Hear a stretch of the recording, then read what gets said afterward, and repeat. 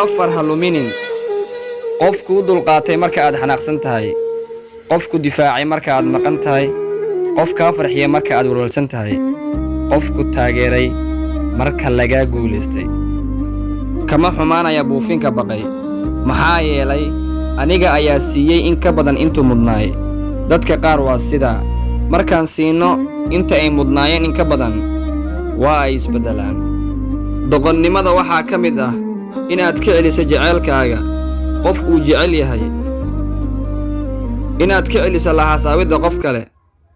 inaad ka celiso inuu barto qof kale sababtoo ah hadduu kuu jecel yahay si dhab ah asagaa u diidaya nafsaddiisa ha isku dayin in aad raadiso qof aanan ku soo raadin adiga oo aanan fursad kuu siinaynin inaad raadiso ha qabsanin qof gacantaada sii daynaya waddada dhexdeeda qofna ha u diidin in uu baxo balse tus waddada lagu baxayo